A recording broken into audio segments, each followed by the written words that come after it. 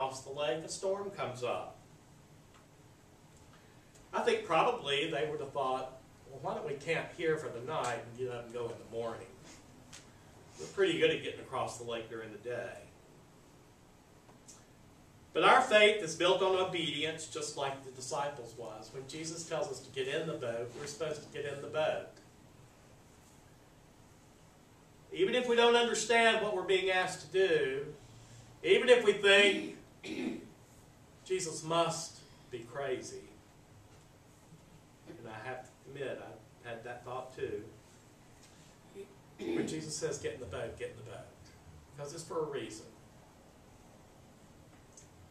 Have you ever asked yourself or found yourself in a situation saying, how did I get in this mess when I'm doing what God's called me to do?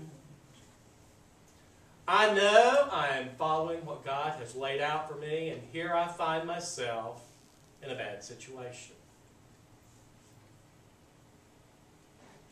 I'm going to church, I'm reading my Bible, I'm praying, I'm doing everything that God wants me to do, yet my life just got upended. I found myself in that situation about a year ago. I thought, things are going great. I have a job that I'm going to keep till I retire. I'm preaching, I'm ministering. I finally, after so many years, after God's call to do what I'm supposed to be doing. Church is doing well. We're comfortable. We have a home. Some money in the bank.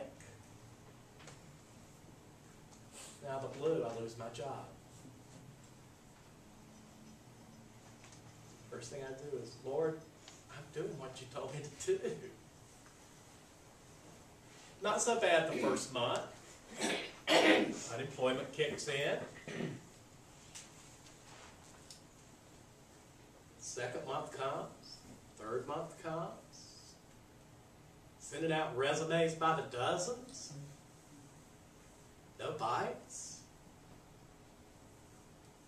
Next month, first interview, second interview, things are looking great. Down to me and one other candidate. Another candidate gets the job.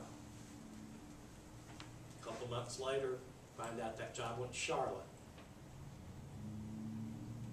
God wasn't through with me here yet. A couple more months go by. I'm sending out 20, 25 resumes a week. I'm sending out resumes for things I'm not even qualified to do. I'm sending out resumes for jobs that I'm overqualified for. Not a bite, not a bite. And then an interview, and a second interview, and my hopes get up again. Down to you and another candidate. The other candidate got the job. And in my mind, I'm going, God, you're playing a game with me. In my heart, I'm like, I know I'm trusting in you, because when the right time and the right thing comes along, you're going to meet my need. But until then, God, you have got to give me some grace to get through these months. I think one thing God wanted me to know is what it feels like to be unemployed. I know what it's like to have a chronic illness. I know what it's like to be on the run. I know what it's like to be a lot of things. But I think God wanted me to know what it was like to be unemployed. Because there's a host of people out there that need ministering to that are unemployed. Or those who are underemployed. And God needs me to know what they're feeling and how to talk to them.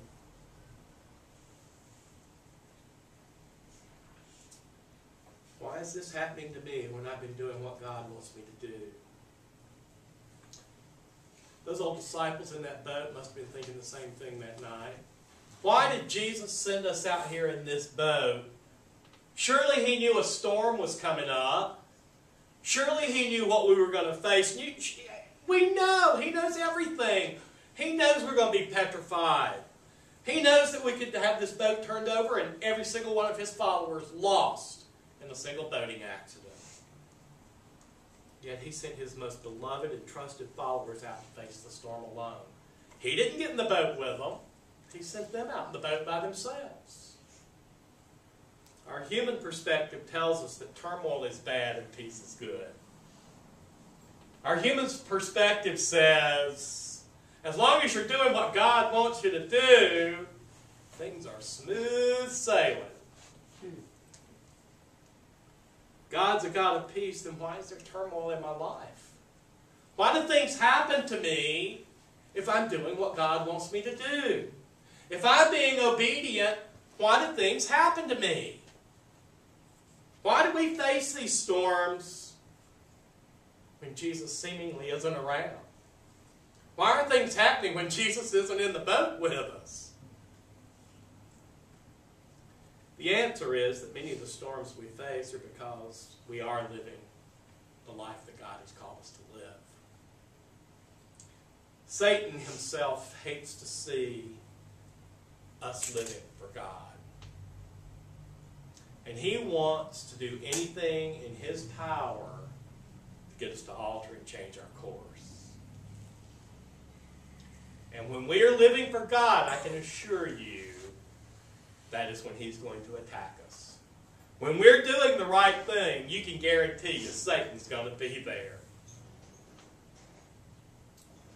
Some of our greatest storms come when we are being obedient to what God has called us to do. But you know, it's easy to walk in faith when there are no waves, when there are no storms, when there's no pain, there's no loss. Is that really walking in faith? Or is that walking in, I'm a Christian and I got it made?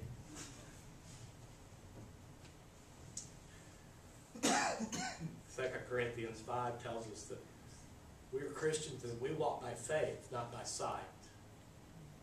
Yeah, if I can see the outcome, I can set my own course, can't I?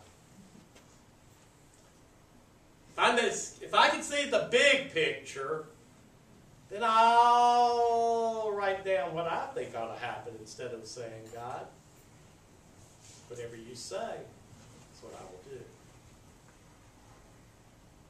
You know, the African impala is an animal that can jump over 10 feet high and over 30 feet in distance. But you can put them in a zoo behind a 3-foot wall and it will contain them because they will not jump where they cannot see that their hooves will land.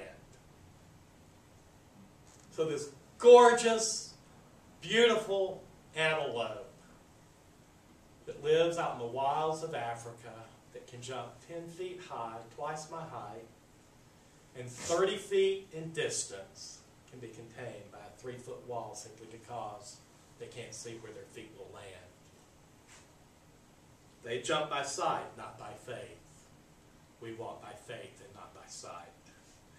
God's purpose for us is not to protect us from all the turmoil and pain in this world, but to teach us to be calm and confident when that turmoil and pain comes into our lives. Because we know that he's going to be with us. Sometimes storms are meant to build and instill confidence in us and remind us of who is in control. As humans, we often see getting through the storm as a goal. But sometimes the storm is the goal itself for us as disciples. Mm-hmm. We're not being taught by God how to walk in faith for some future day down the road. We're being taught to walk by faith in the here and now. God's already got the future taken care of. We don't have to worry about that. God's teaching us in the here and now to walk by faith. And Peter understood that. As a matter of fact, he was the only one in the boat who understood it. Now, Peter might have had just a little bit of faith, but that's all he needed to climb over the side of that boat and walk on water towards Jesus.